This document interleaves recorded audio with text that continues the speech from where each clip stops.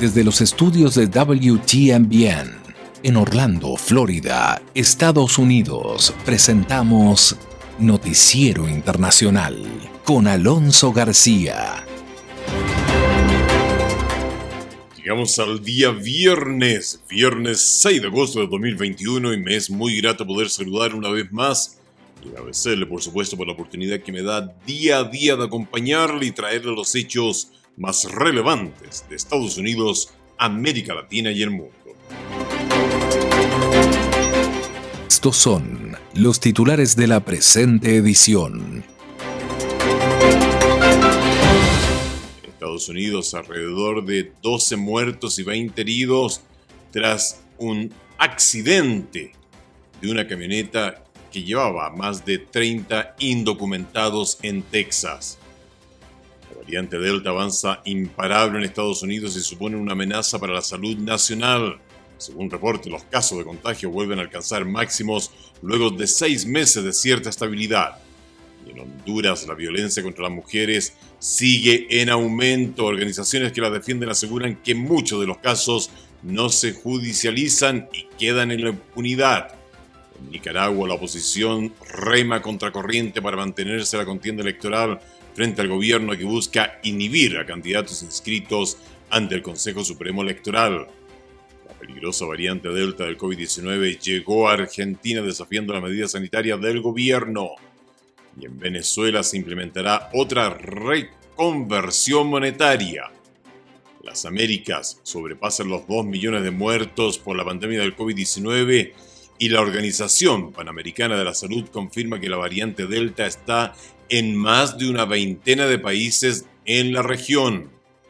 La fuerte caída de la cifra de contrataciones y nuevos empleos en los Estados Unidos podría ser la consecuencia de la expansión de la variante Delta del COVID-19. Y tenemos la agenda del día con Sofía Pisani. El Departamento de Estado de Estados Unidos restringe visa de funcionarios señalados por corrupción en el Triángulo Norte. La administración Biden evalúa la aplicación de vacunas contra el COVID-19 en la frontera con México. Y Estados Unidos planea exigir a visitantes vacuna contra el COVID-19. Entre tanto, el líder republicano de la Cámara Baja se reúne con las comunidades hispanas en Miami y el impacto económico de los desalojos en Estados Unidos. Todo esto acá en Noticiero Internacional. Estamos presentando Noticiero Internacional. Un recorrido por los hechos que son noticia en Estados Unidos, América Latina y el mundo, con la conducción de Alonso García.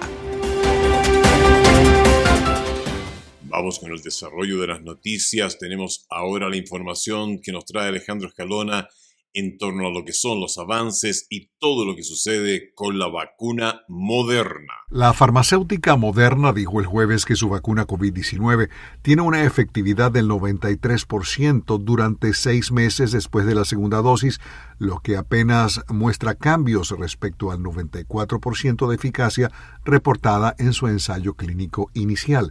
Sin embargo, Moderna cree que sean necesarias inyecciones de refuerzo antes de la temporada de invierno, ya que se prevé que disminuyan los niveles de anticuerpos.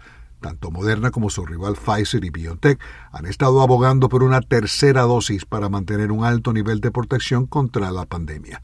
Moderna reconoce que a pesar de que su vacuna muestra una eficacia del 93% durante 6 meses, la variante Delta es una nueva amenaza importante, por lo que dijeron debemos permanecer alerta, sostiene la empresa. Entre tanto, Pfizer prevé solicitar autorización para una tercera dosis a finales de este mes y algunos países como Israel ya han comenzado o tienen previsto comenzar a administrar una vacuna de refuerzo a personas mayores o vulnerables. Moderna dijo que sus estudios de vacunas de refuerzo han resultado en fuertes respuestas de anticuerpo contra las variantes Gamma, Beta y Delta del coronavirus. La policía en Texas continúa investigando un accidente en donde murieron una decena de migrantes y quedaron 20 heridos. Vamos con la información que nos trae Héctor Contreras. Autoridades en Texas continúan la investigación de un accidente en el que murieron más de una decena de presuntos migrantes y que dejó heridos a otros 20 luego de que el vehículo en el que eran transportados se estrelló en una autopista al norte de McAllen. El sargento Nathan Bradley, miembro del Departamento de Seguridad Pública de Texas en Corpus Christi, suministró algunos detalles del siniestro.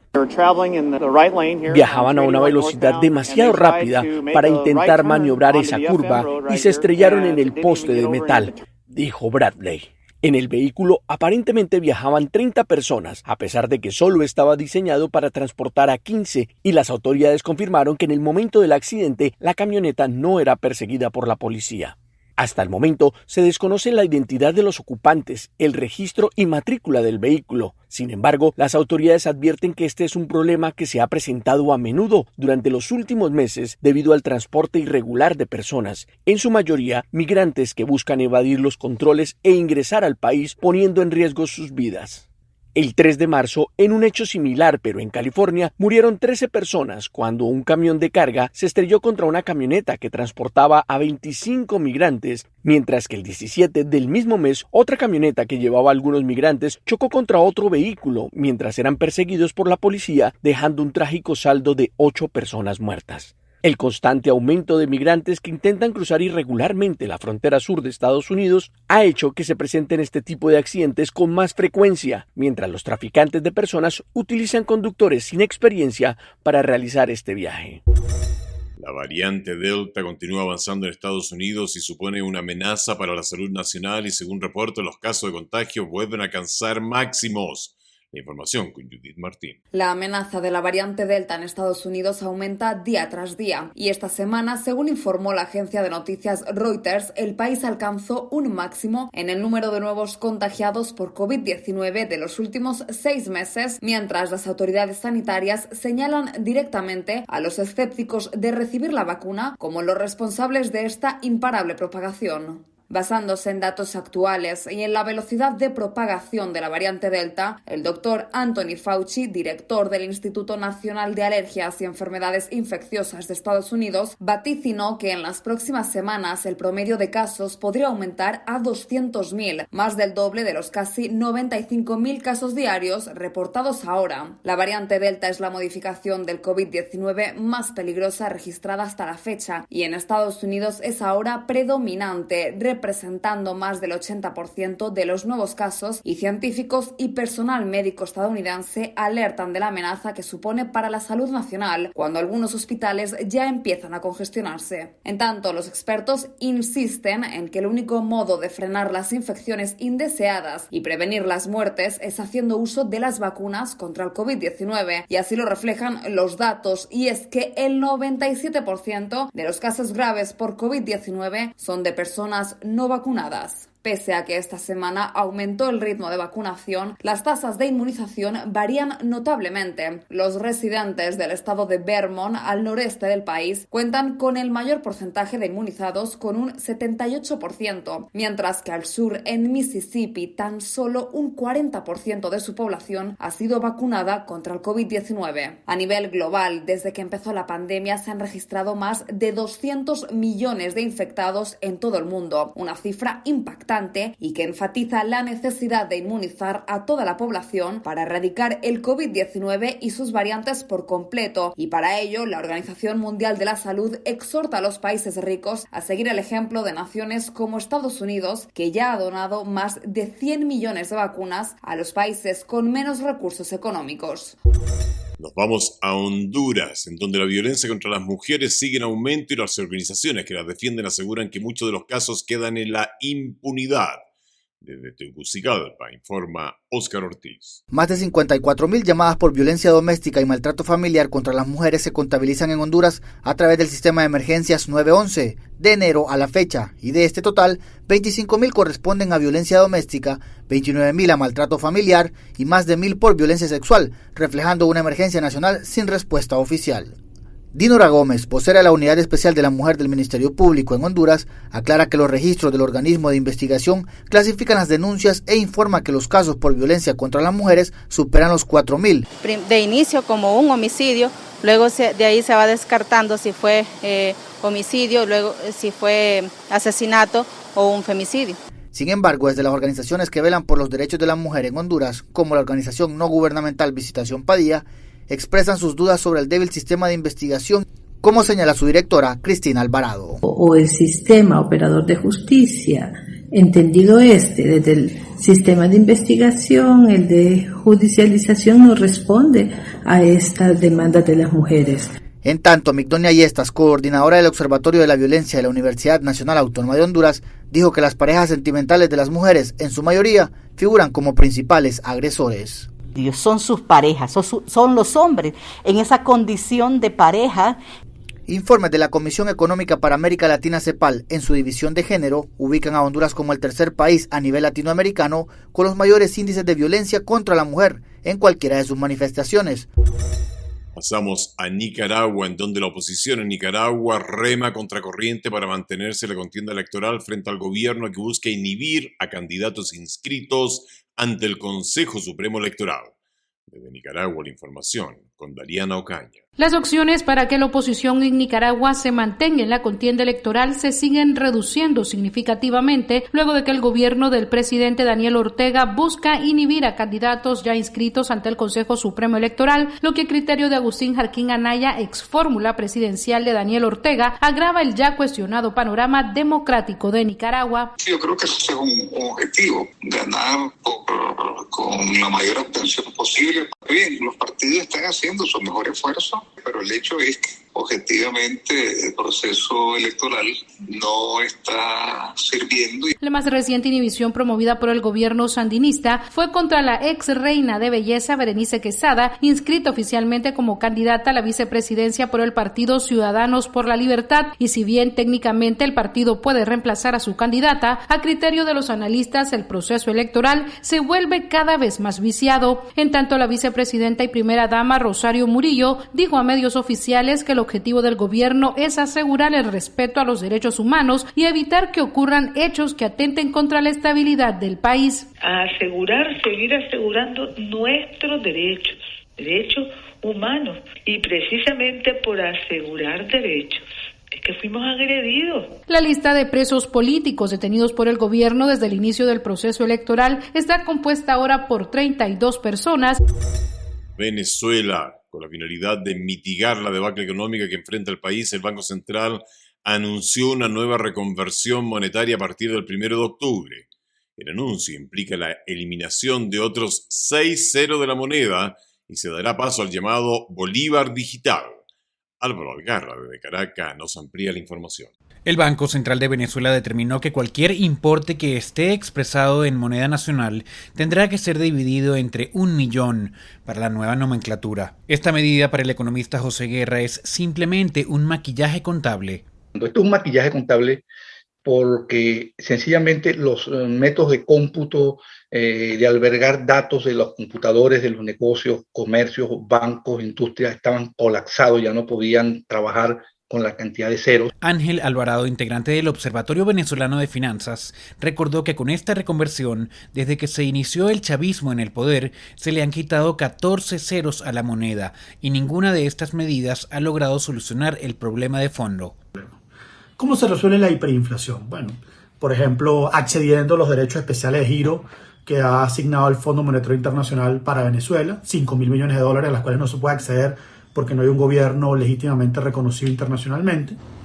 Tras varios intentos fallidos, los ciudadanos consultados por La Voz de América tampoco creen en la efectividad de la medida.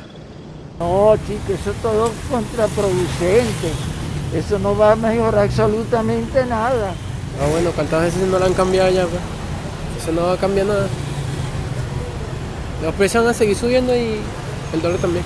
El ente emisor destacó que el tipo de cambio de referencia seguirá siendo el que determine el sistema de mercado cambiario venezolano. Y fíjese usted que las Américas sobrepasaron ya los 2 millones de muertos por la pandemia del COVID-19. Y la Organización Panamericana de la Salud confirma que la variante Delta está en más de una veintena de países en la región. La información nos la trae Yaconda Tapia.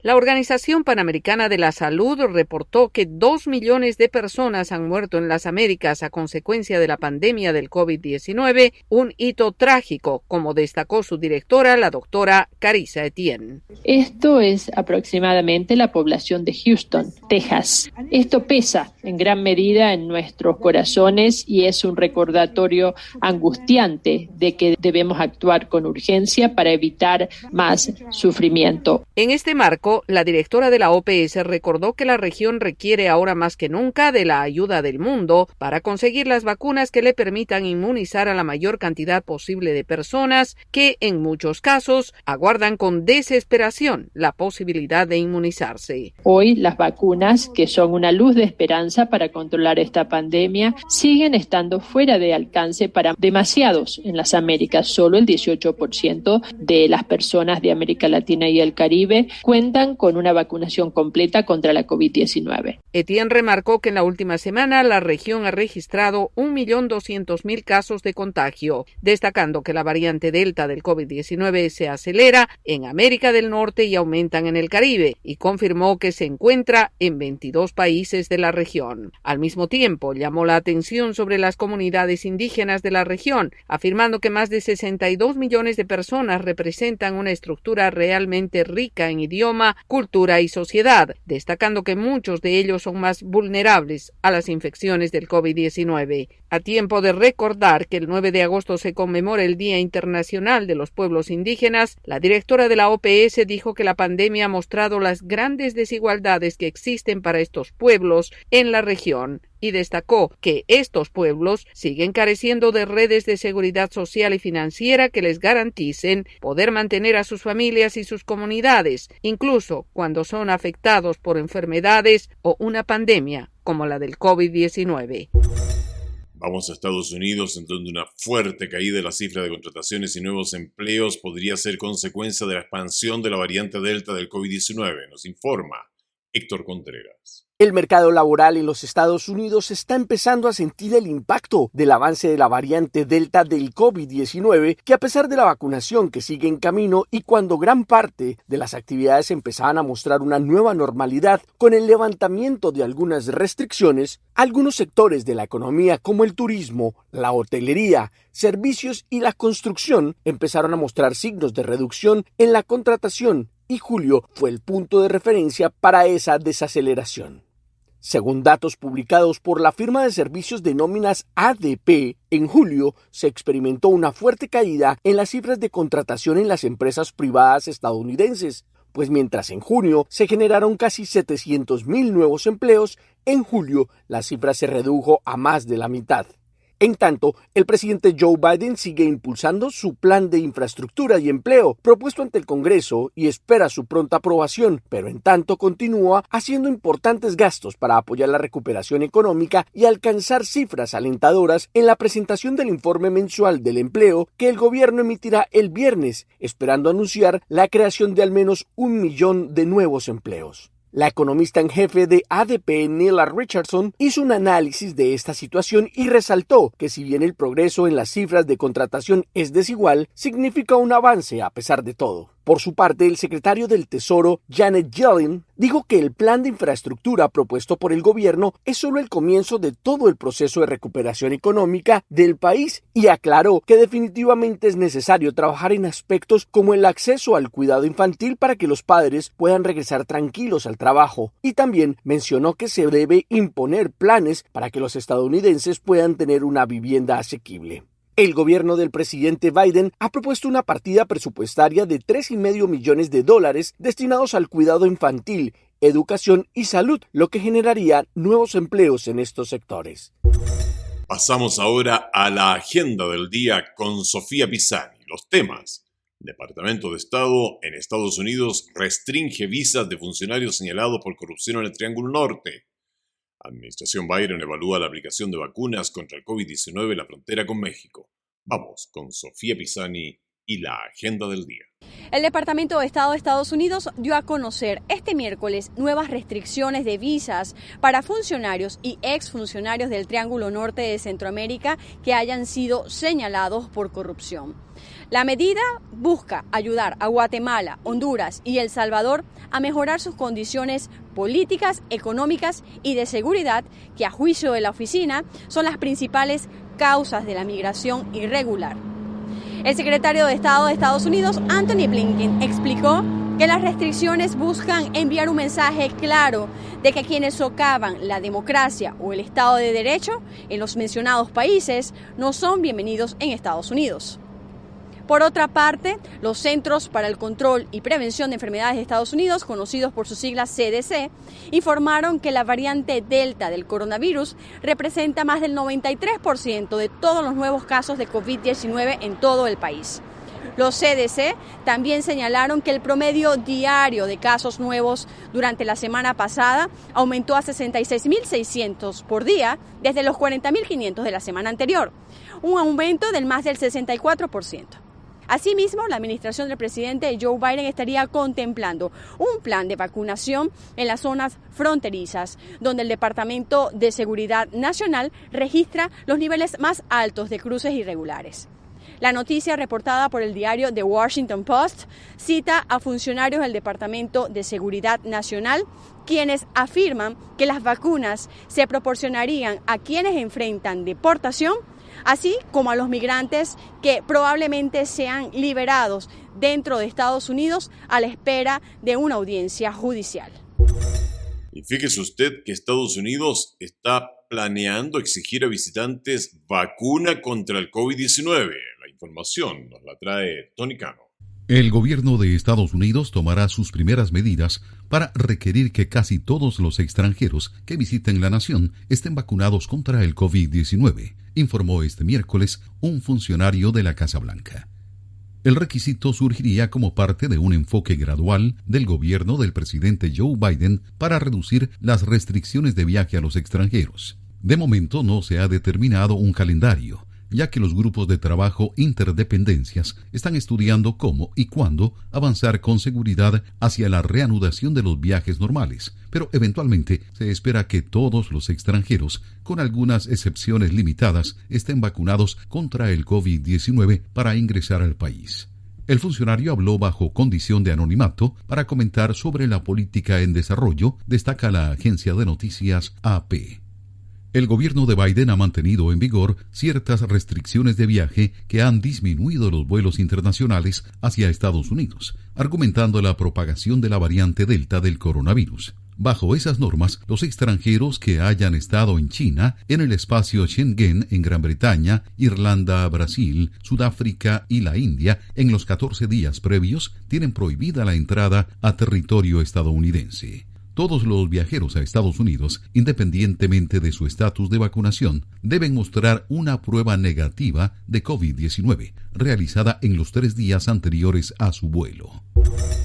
Estados Unidos, el líder de la minoría republicana en la Cámara de Representantes, Kevin McCarthy, se encontró con representantes de distintas comunidades hispanas en el sur de la Florida. José Penalete nos dice que su visita a Miami contempló el desacuerdo con la política de la Casa Blanca hacia Cuba. Kevin McCarthy, jefe de la bancada republicana en la Cámara de Representantes, reclamó desde Miami al presidente Joe Biden acciones más contundentes tras las manifestaciones ocurridas el mes pasado en Cuba. Si quiere ser el líder del mundo libre, hay muchas acciones que puede hacer. Puede crear mayores sanciones. Puede generar internet para que llegue allí. Estados Unidos es la casa de Silicon Valley. No hay problema que no podamos solucionar. Y sobre todo si se trata de la idea de dar libertad de expresión a las personas. Hay muchas más acciones que tomar. Queremos que el presidente inicie esas acciones. McCarthy insistió en pedir a Biden que le conceda una reunión para analizar propuestas en la política hacia la isla. Esto no debería ser un tema republicano o demócrata. Este es un tema de Estados Unidos sobre la libertad y el futuro del mundo. Esto está a 90 millas de nuestro país. Esta es la punta de la lanza y la cabeza. lo que alimenta el socialismo en toda América Latina, que significa más opresión, significa que no hay libertad. Señor presidente, solicitamos una reunión, porque si no se le ocurren las ideas, las tenemos. El líder republicano adelantó actividades en Miami durante 2 días. Estuvo acompañado de legisladores cubano-estadounidenses por Florida, como María Elvira Salazar, Mario Díaz Balart y Carlos Jiménez, además del gobernador del estado, Ron DeSantis. Y fíjese usted que mientras propietarios y negocios de inmuebles reclaman al gobierno de Estados Unidos por la moratoria a favor de casi 4 millones de personas en el país que enfrenten el riesgo de ser desalojadas por atrasarse los pagos de la renta, analizamos acá el impacto económico que tendría el desalojo para las familias afectadas. Desde Nueva York, Laura Sepúlveda tiene los detalles. Según datos del Censo de Estados Unidos, más de 4 millones de personas estaban la semana pasada en probabilidad de desalojo y ejecución hipotecaria. La Voz de América habló con Juan Pablo Garnham de Eviction Lab de la Universidad de Princeton sobre el impacto que tendría que dichas personas fueran sacadas de sus hogares. El desalojo tiene consecuencias, por ejemplo, para una persona y para su familia en el historial crediticio, haciendo más difícil optar a nuevas viviendas en el futuro. Historial crediticio que además puede verse fácilmente impactado por el no pago de deudas de la tarjeta de crédito, uso excesivo de la línea de crédito o impago de servicios, lo que dificulta salir de la crisis y más aún cuando, como destaca Mark Hambrick de Bankrate.com, muchas de estas personas viven apenas con su ingreso.